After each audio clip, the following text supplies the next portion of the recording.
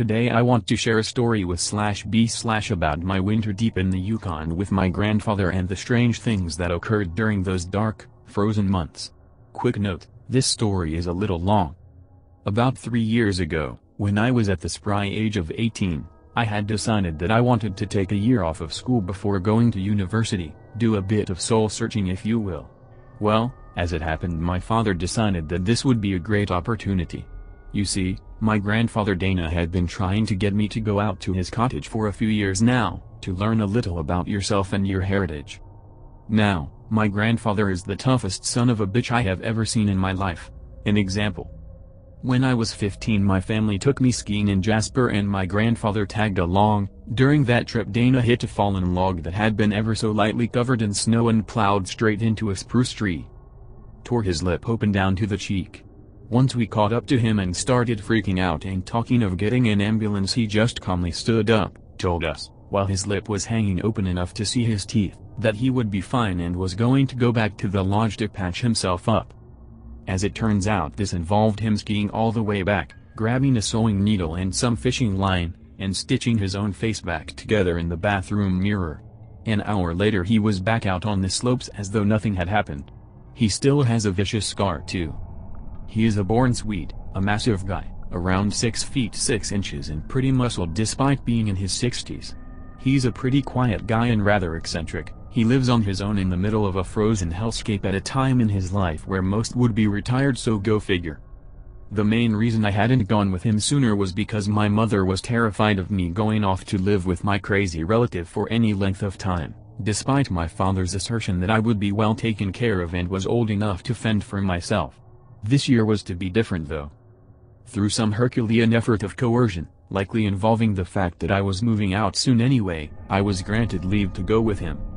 My family lives in Alberta and my grandfather off in the northwestern Yukon, past the Minto mine if anyone here knows the area. It was arranged for me to fly out and meet up with my grandfather, who would then drive us out to his home. After landing, I was greeted with the amusing sight of my grandfather standing about a foot above the rest of the crowd, staring forward waiting for me. We had a quick greeting and before long had hopped in his truck and were making trail towards places where no roads go. We drove for a few hours, not much said between us, though that was pretty standard for him, and finally arrived at what appeared to be little more than a snowy plot near the tree line and away from the road. "So where exactly is your cabin? I didn't see it on the way over," I asked him. He turned to me and smirked. "About 3 days of hiking that way." He pointed into the trees. And so began day one of my adventure. Packs slung over my back and snow up to my calves, we began to walk. The first day went pretty normal, something that was not going to last, let me tell you now. Along the way he would point out animal tracks and different plants, giving me the basic wilderness survival rundown. Now, I had been raised on a small acreage outside of the, also small, town of Athabasca, so I was no stranger to the wilderness, but even still my grandfather's knowledge of the wild seemed near encyclopedic. Anyway, the first day came to a close as the sun hung low in the sky and the snow glittered in the twilight. A beautiful vista if ever I had seen one. We found a small outcropping and built a fire, set a can of beans and some vegetable to cook and enjoyed the moment. I slept pretty soundly given the -20-ish weather. On the eve of the second day I was shaken awake and told to start walking. "We don't want to spend more nights out here than we have to, it's only going to get colder and these woods are dangerous." Gathering up what I had, little more than a sleeping bag, cloths, some provisions, and 2 knives, we set off again. Now let me tell you, there is nothing more tiring than pushing through snow up to your crotch in the middle of the woods for hours and hours. I like to think I'm in okay shape, but by the time we stopped for a break some 4 hours later I was about ready to die. My grandfather, of course, seemed unfazed by it.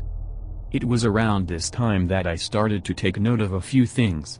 For anyone who has lived near or spent a lot of time in the woods, you know it's a pretty lively place. Lots of noise and things moving around. Not here. In the winter, everything is still and quiet, a strange feeling when you've heard all your life that if things go quiet in the forest, something bad is near. The uneasiness was offset somewhat by the fact I was still trying to see to it that my lungs were going to explode and my grandfather's calm, uncaring demeanor. Soon enough we had set off again. A few more hours into walking I noticed an odd little cave down the hill we were on. The opening had huge icicles hanging down the front and a few bones could be seen scattered around the area. I turned to my grandfather and asked, pointing towards it, "Should we be worried about that?" At that he stopped and looked at it for a few moments before he just continued walking, saying nonchalantly, "No, long as we get a ways off before night it won't matter." When we finally settled for the night, I was sure I would be out before I hit the ground, but without so much as a glance I was told to wait. He was going to get firewood and start dinner. Sitting myself under a tree I watched as he walked off, leaving me alone in the dwindling light of day. Alright, I can continue. Sitting there, listening to the fading sound of my grandfather walking further and further away, I couldn't help but notice how strangely suffocating the woods were. Now I had spent days camping before, sometimes with friends and other times alone, but this seemed different. Maybe it was the quiet, where the simple act of turning your head to the side seemed to echo through the trees. Maybe it was the way the evergreens, burdened with snow, seemed to blend into the growing gloom, forming strange and inky shapes in the dim light. Whatever it was, I started to get nervous, that kind of unease that comes when you feel like you are being watched, even though you think you're alone. Before my mind started to walk down those dark roads of thought, my grandfather came stomping back through the tree line, bundle of broken branches under his arm. He set about showing me how to start a fire without matches or a lighter. He's old-fashioned like that, and soon enough we had a nice little campfire going. It wasn't until the heat off the fire hit me that I noticed how damn cold it was, my hands stiff and slight shivers going over me. We should reach the cabin by about this time tomorrow if we keep up this pace. Before we go any further though, I want you to understand something. Things are different out here, and if I tell you to do something I expect you to listen. Understood? I nodded and told him my dad had given me the rundown before I left. Oh? How much did he tell you? Just to listen to whatever you said and to stay safe, I replied, unsure of where he was going with this. Ah, alright then. He didn't say anything for the rest of the night and I was too tired to ask. Despite my exhaustion, I found that I lied awake for quite a while, staring up at the sky and listening to the gentle crackling of the fire. I don't really know why. I should have had no problem sleeping after the day of hiking, cold notwithstanding, but regardless I found myself quite unable to drift off even after the moon had risen and shone over the area. It was around then that I heard something in the forest, like a sort of whispering. At first I figured it was just the wind, but looking at the treetops they weren't moving at all.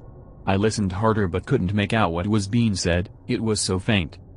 I sat up and looked around to see if something was there or if maybe my grandfather had been mumbling in his sleep, but when I tried to listen again, it was silent. I figured it was just something on the breeze and lay back again. Sleep came soon after. I was once again woken by Dana as the sun had just begun its slow creep over the distant mountains. As we were gathering up our equipment, he asked me if I had slept well. I told him that the cold would take a little getting used to, but otherwise it was fine. He just sort of looked at me for a moment before grunting and tying off his pack.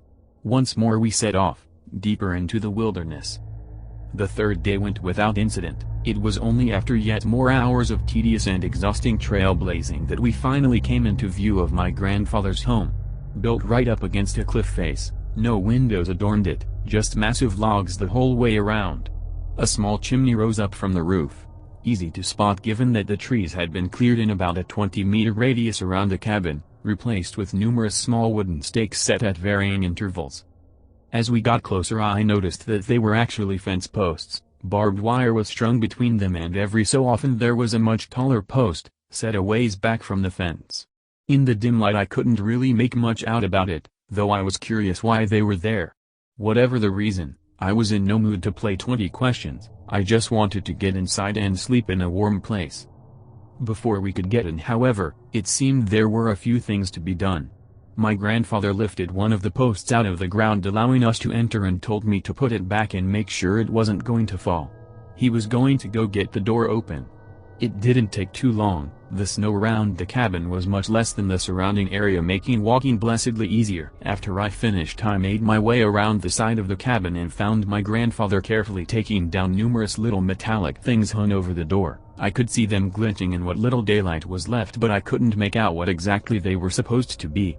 Again, I was just too tired to really care and just wandered inside behind my grandfather as soon as he finished taking down the last one.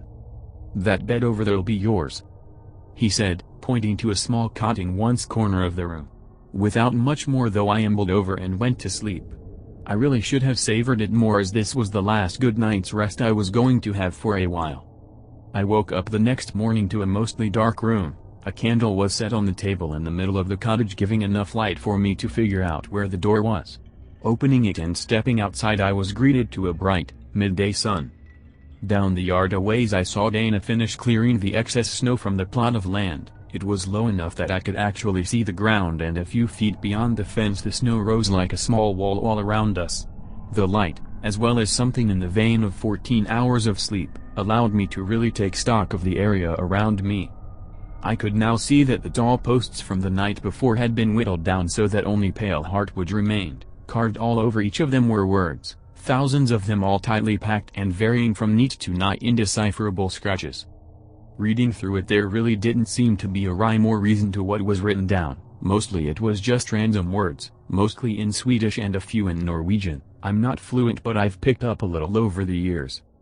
I guess Dana had noticed me staring at it as he had begun walking over. "What are these supposed to be?" I gestured to the other posts of a similar nature around the yard. They were part of an ordvag or word wall. "It helps keep things calm at night. I wouldn't stare at them too long though, won't do your head much good." In case it wasn't already somewhat apparent, my grandfather was an odd sort. He never liked staying in towns or normal houses and almost always carried these little runes and charms on strings. I always found it neat, and when I was younger I would often ask what they meant and I'd listen to the stories for hours. My mother always had a problem with him visiting. I'd overheard her talking to my dad about allowing Dana to fill my head with crazy nonsense on more than one occasion, but he'd often shrug it off and say something along the lines of "It's good for him to learn a little about Dad's culture." The point is that it was only after I really started to get a look at the cabin and the word wall that these things started to sink in. He was definitely a little odd at times. The first day we went out to chop a few trees down for firewood, and he would very specifically point out which trees we were going to cut, but only after pressing his ear to them and listening to see if it was unmarked. When I asked him what he meant by that, he said that some trees were special to the forest and we shouldn't touch them, otherwise the Tomtnissar would get angry, and we really didn't want that. For those who don't know, Tomtnissar are part of Scandinavian folklore. They basically look like garden gnomes and act sort of like Santa Claus, at least that's how they are portrayed now. Growing up, my grandfather would tell me about these little monsters, about how they would chew open people's doors and windows in order to crawl into houses at night and whisper things to the sleeping person. The people would sometimes go crazy, wandering out into the woods or ranting in incoherent babble. Other times they would just be sort of different. Either way, they were freaky little bastards. But I stopped believing the stories around the same time I figured Santa was bunk.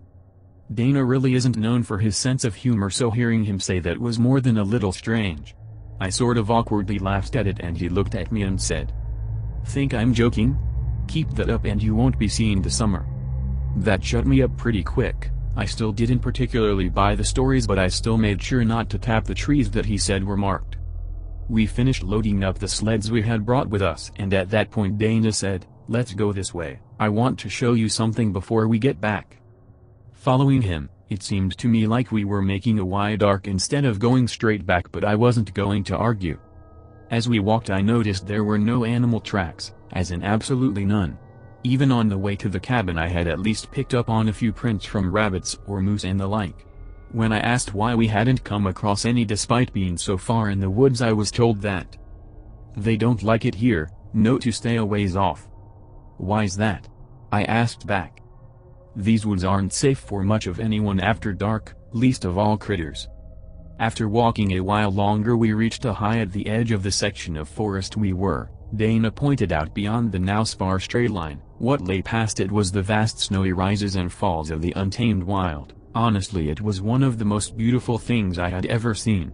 There was an overturned tree and he motioned for me to sit on it. For a little while we just sat there taking in the view until he sighed. "Now I know you are going to be new to all this for a while, but I think you ought to know. Things are different out here. I need you to trust me when I tell you something, or else it could get both of us killed, you understand?" I said I did. I figured that he had taken my reaction to him talking about Tomtnisar to heart. He may be strange but he means well, so I figured I would humor him and make things easier for the both of us. That would prove to be a very bad idea. Once we got back and finished stacking the firewood, Dana broke out more of our dwindling provisions, and as we were cooking he said that tomorrow we would need to go hunting. If we caught anything he would show me how to properly butcher an animal. We ate and settled in for the night, but as we were settling in he told me that if I ever got up in the night to use the outhouse to the side of the cabin that I should always bring a candle, no matter how bright the moon was, and that if it goes out I should come back inside right away. With that he set a small dangling thing up on the door. Pig related. When I asked him about the thing on the door he told me it was there to confuse anything that was trying to get in. Later during that winter I found out it's supposed to be a rune for illusions or disguises. I guess the idea is that it would help make it harder to tell what was inside the cabin if something got inside the door. The next few days we went out hunting. For the first while we didn't catch anything. It wasn't helped by how we needed to head a fair ways away from the cabin before we saw signs of animal life, and Dana always insisted that we be back before night fell. On top of that he didn't bring a gun ever, just a bow and some arrows. I know bow hunting is a common enough practice, but given that bears roam these woods I figured that it would be nice to have something with a little more stopping power. When I mentioned this to him he said that it would cause more trouble than it would prevent. Eventually we actually managed to find and snag a buck. It was a nice one too, enough meat that we would be alright for a while. We threw it on the sleigh and began dragging it back home. Yet more hours ticked away before we got back to the cabin, and something rather interesting was waiting there for us. Ravens. Normally this wouldn't seem so strange, but when I hadn't seen signs of life save the trees in this area for almost a week, it seemed a little off. Dana stiffened up when he noticed it too. When I asked him about it he told me, "Drop the sled and come with me, we're going to need to butcher this fast." Not sure where this was going, but remembering our conversation from earlier and figured that it would be best to just go with it. We circled around the cabin, the ravens sitting on the roof watching us the whole way. Lying in a small snowdrift in front of the door was a rabbit's head, just the head, cleanly severed. The snow was still a bright red, so it had to have been pretty fresh. There was also a little indent through the snow leading up to it, made it look like it had been thrown over here. Well, it could be worse. We didn't really need the head anyway. When I asked what he was talking about he told me, "It's only right to return a gift with a gift. Take that inside and meet me near the butcher shed. A little ways off and past the wall a couple feet off of the tree line." That evening we butchered the deer, and when we were done my grandfather took the head, antlers and all, and walked out into the woods a short ways before gently setting it down and coming back. We brought the rest of the meat over to the cabin, and Dana took the rabbit's head off the table where I had placed it. That night we had rabbit stew and potatoes. When I asked about why we were going to just eat something we found sitting there he told me it would be rude to just throw it out and it wasn't wise to insult the neighbors. "There are other people out here? I thought you lived alone." "Alone? No, I just don't live by people." "Who are your neighbors?" "I thought I already told you, the Tomtnisar live here." I didn't really have a good response to that. The next morning when we went out to check the fence, as was becoming routine, I walked out to see the spot he put the head down. There was nothing there, not even a bit of blood. The next few weeks went by in relative peace. We would collect firewood on every so often, we went ice fishing occasionally, and every morning we cleared snow away from the cabin. The temperature continued to drop as the winter solstice drew near, the already short days becoming a scant few hours of near perpetual twilight. You'd think it would get old seeing the same setting sun throughout most of the day, but you'd be wrong. It managed to be breathtaking each and every time. I probably would have stood there staring at it all day if I wasn't being ushered along by Dana. Things probably would have continued much the same way if I hadn't fucked up one night. It was somewhere around mid-December. You start losing track of the days out there, especially when they are mostly night, and we were going ice fishing again. We set out early, as the sun was just barely peeking over the distant mountain range, and hiked for about an hour until we reached a small frozen-over lake. We set about like always, checking the ice's thickness and cutting a hold, etc. After only a few minutes into it we heard the snapping and cracking of branches behind us. We both stopped and stared for a few moments before my grandfather said it was fine, though I could tell he was bothered. Every so often he'd look back and scan around the trees. We weren't having much luck with the fish and were about to call it in for the day when I got a tug on my line. I pulled up a big trout and thought that this was great, we hadn't had fish in a while. When I turned to see if my grandfather had noticed, I saw him just sort of staring at it. A little confused, I gave it another look over and saw that it had a few huge gashes taken out of it, little indented lines cutting through the gray scales. "Throw it back, this isn't ours to take." "Oh, okay then." I was a little nervous at this, although not too much had happened during my time here. I had at least managed to pick up that when Dana got weird like this it was best to not argue. I threw the fish back into the pond and we started making tracks back to the cabin. Along the way I noticed that the trees near the lake, the ones we heard the noise coming from, had huge cuts taken out of them. Not like an axe or bear claws, more like numerous small chunks had been ripped out and thrown around. I asked what that was about, and Dana just started walking faster and said we shouldn't come back here, it wouldn't be safe. One of my more frequent chores was to go out and make sure the Ordvag's posts were still secure in the ground. Of the many things that my grandfather was methodical about keeping just right, the word wall came second only to our food stores. This mainly involved going out and giving them a solid shove. If there was any shift I needed to hammer them in and pack the snow tighter around the bottom until I could no longer get it to move. Anyway, that night he insisted that we go over all of them again before going to sleep, and so we went out after finishing our dinner, mostly deer. You'd be surprised how long a single deer can last. He took one end of the yard and I the other. It was getting blistering cold out, where any bare skin started to sting. A cloud cover had swept over the land, there were no stars and no moon tonight, and the sun had dipped below the horizon leaving everything in inky black and gray. It was quiet again, like on our hike up here, where every little movement you made sounded like an earthquake.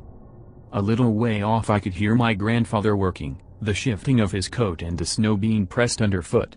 I was about 3 posts down when I found one that was a little loose. I straightened it out and picked up the sledgehammer we used for driving them back into the ground. As I lifted it up and got ready to bring it down on the post, cringing because I knew that in the suffocating silence of the forest this would be very loud, but as I was about to swing it I heard something, like a quiet hissing mumble. Reflexively I swung around while I was bringing the hammer down and hit the post with a glancing blow, knocking it off center. Spinning around I tried to listen for it again, thinking maybe it was my imagination. The woods will often make you think you're hearing things that you aren't.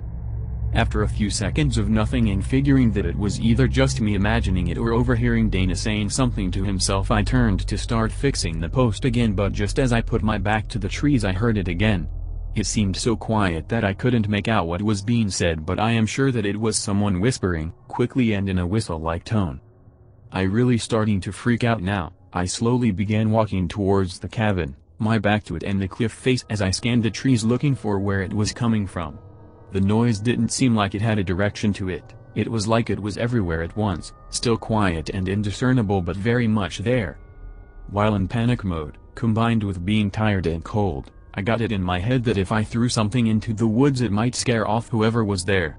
Reaching the woodpile we had outside, I picked up a small log and threw it into the tree line and started shouting about how whoever was there needed to come out. My grandfather comes running over. "My name, what the fuck are you doing?" I told him I heard someone talking nearby, and before he can say anything the trees near where I threw the log start to shake and I could hear snapping branches. "Get inside right now," he said, not taking his eyes off the trees, and so the two of us backpedaled into the cabin. By the time we closed the door most of the trees had started shaking, the once oppressive stillness of the woods replaced with something akin to a hurricane. That night neither of us slept, we just sort of stared at the door, my grandfather holding his hunting knife. Throughout the night the sound didn't die down, it was so loud and violent I thought the trees must have been snapped in half. Periodically we heard things hitting the cabin wall, crunches and ripping noises from every direction. I told myself that it was just branches and the like hitting the wall, that it was just a bad storm. Around an hour before dawn things started to settle down, and soon enough my grandfather got up and went outside. I heard him start to swear and curse, so I hurried out after him and saw what had been done. The outside walls of the cabin had been covered, every inch from top to bottom, with words, violently slashed into the wood. Chunks had been ripped out of the corners and the door, the fence was in ruins, some of the barbed wire having been thrown into the treetops and many of the posts smashed into splinters. After a string of curses that I could barely even understand, he started to calm down. "Never do anything like that again, ever. Come on, we need to get the fence fixed before nightfall." And like that he set off to start gathering up the broken fences. At this point I had gone from thinking my grandfather was a little unhinged and had started to take his native folklore to heart, right up to thinking he was the sanest man on earth. I helped him pick up the scattered remains of the fence. Ever so often we would find little bits of fabric or hair stuck in the barbs. I didn't want to ask why. We were making good time on having the barbed wire fixed, but I was still worried. Most of the posts that made up the word wall had been broken or were missing. When I asked about this, he said that they won't like it, but hopefully they just did this as a warning. Tomorrow we'll go hunting and bring them back something, a thank you for not killing us last night. Just as the sun started to set again, at this point in the year there was only about 6 hours of daylight, making it difficult to do much. We had managed to get the barbed wire back into a rough semicircle around the cabin.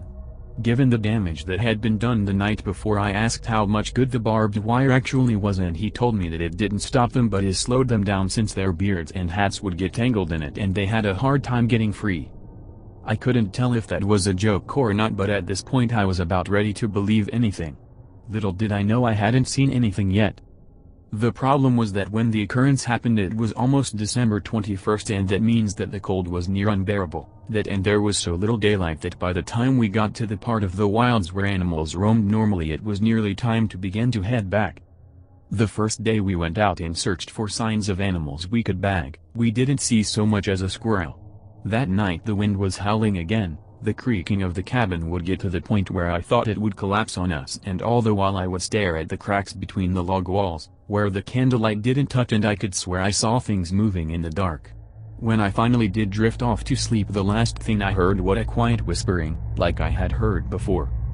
The next few days were no better. Each time we would go deeper and deeper into the woods, usually in the direction of the distant mountains. We would be frozen stiff to where walking was a challenge for me. I have no idea how my grandfather managed it at his age, but he never slowed down, and we would come back empty-handed. Each night the woods would be louder, the shadows in the cabin seemed to draw closer to the candle than the night prior, and the whispering seemed to get more intense as well, so much so that I started to make out words, though none of them were in English, and if they were Swedish I couldn't understand what I was hearing. On the third night I asked if Dana could also hear it. He told me to try not to think about it. Each day was more overcast than the one that came before. The daylight was just a lighter shade of gray. It started to get to the point where our own food stores were getting low. Our need to find something became doubly desperate. It started to get worse. By the 5th day, it started to snow.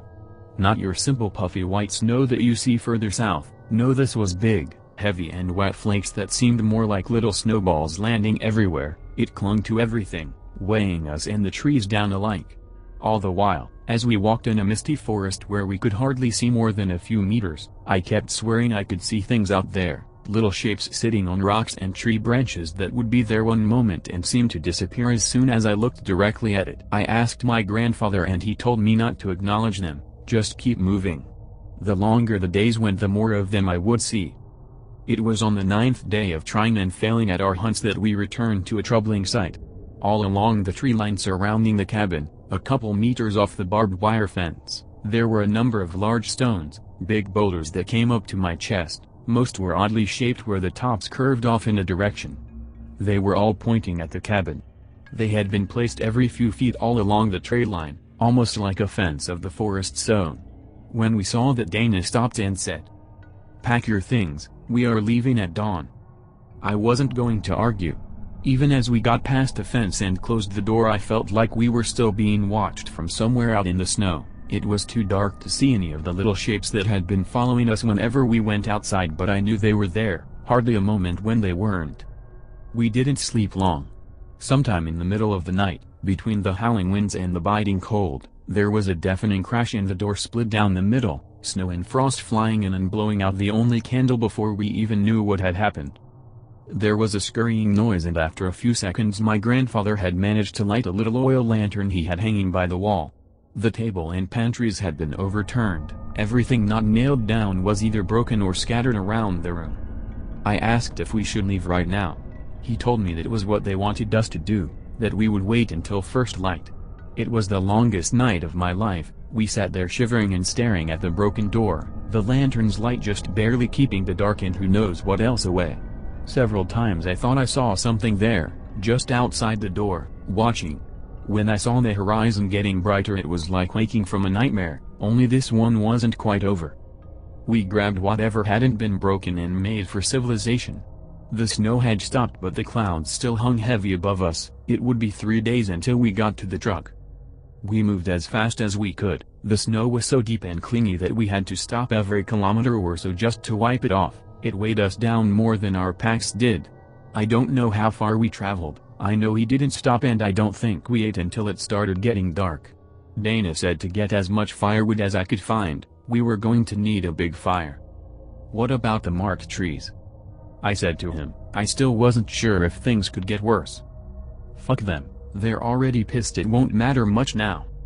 That night we had a massive bonfire going. I'd bet you could see it from one of the mountains, it was so bright. Even so we could hear them out there. The whispers never stopped. Every now and then a branch or a rock would come flying out at us or the fire. It didn't make for a restful night. Around an hour before dawn the snow started again. The second day was worse yet. With the snow back, the little fucks got brave and started coming in close. Every now and then we'd get hit with something that fell from the tree branches, or a tree along our path would fall down and make it harder to progress. We didn't walk, we ran through those woods. I didn't think I could run so far, but I don't remember either of us stopping. We just managed to stumble into a little clearing as the light was fading again. We hurried and grabbed whatever wood we could find and tried to start the fire. The wood was wet and uncooperative and the shadows started to close in. We could see the little moving figures at the edge of our vision again. I guess Dana was getting to his wits' end because he grabbed the little oil lantern and broke it open, pouring the oil across the logs and lit it up with the lantern's sparker. The shadows retreated for a moment and I think the little monsters were hissing at us. We were left mostly alone at night. Hell if I know why. Maybe even they need to rest sometime. The snow hadn't quit yet, so by the time we woke we were both mostly covered. We set out before the sun rose. I think Dana didn't trust us to make the rest of the way in only a few hours of light. The trail was a fucking mess. Trees and rocks littered the animal trails and the bush was so thick with evergreens that it was no better.